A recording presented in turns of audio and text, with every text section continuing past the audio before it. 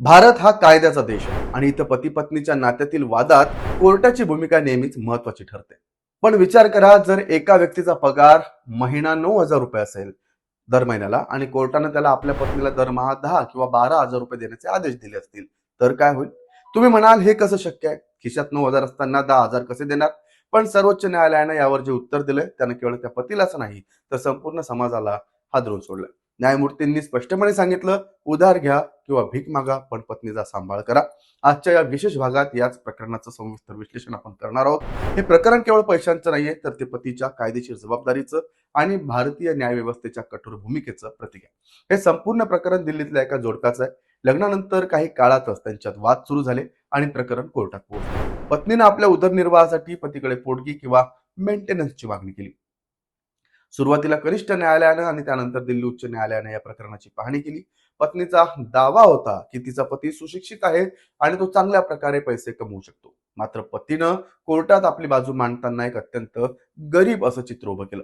त्यानं सांगितलं की त्याचं मासिक उत्पन्न केवळ 9,000 रुपये. त्यानं आपल्या पगाराच्या स्लिप्स आणि बँक स्टेटमेंटचे दाखलेही दिले.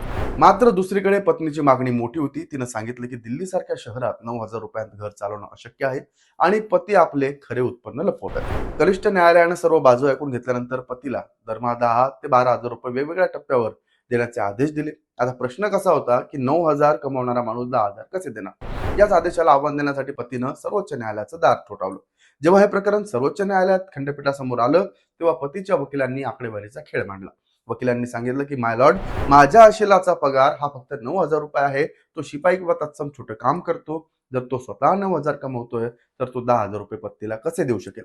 हा आदेश नैसर्गिक न्यायाच्या विरोधात आहे. यावर सर्वोच्च न्यायालयानं एक निरीक्षण नोंदवलं. ते म्हणजे जे महत्वाचं आहे, न्यायमूर्तींनी केवळ आकड्यांकडे पाहिलं नाही, तर त्यामागील हेतू पाहिला. कोर्टाचे महत्वाचे मुद्दे कोणते होते? तर एक म्हणजे क्षमता आणि जबाबदारी. कोर्टानं विचारलं की एक धडधाकट आणि सुशिक्षित तरुण फक्त 9,000 रुपये कसे कमवू शकतो?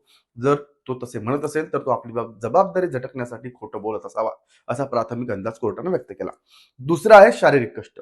कोर्टानं स्पष्ट केलं की जर पतीकडे उत्पन्नाचा कोणताही मार्ग नसेल तर त्यानं शारीरिक मेहनत, मॅन्युअल लेबर आपण ज्याला म्हणतो, करून पैसे कमवावे आणि पत्नीचा खर्च भागवावा. तिसरा आहे कठोर शब्द. याच दरम्यान न्यायमूर्तींनी ते ऐतिहासिक वाक्य उच्चारलं, तुम्हाला पैसे कुठून आणायचे आणा, याच्याशी कोर्टाला देणं घेणं नाही. तुम्ही मित्रांकडून उधार घ्या किंवा रस्त्यावर भीक मागा, पण पत्नीला सन्मानानं जगण्यासाठी आवश्यक असलेली रक्कम तुम्हाला द्यावीच लागेल.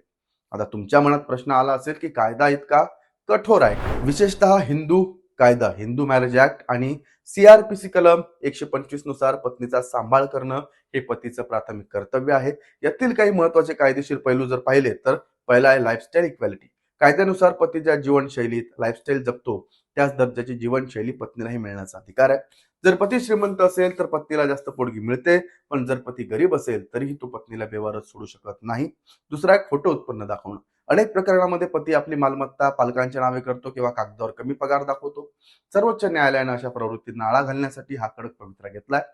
तिसरा आहे शारीरिक क्षमता. जर पती आजारी नसेल किंवा अपंग नसेल तर कायदा त्याला कमावण्यास सक्षम मानतो.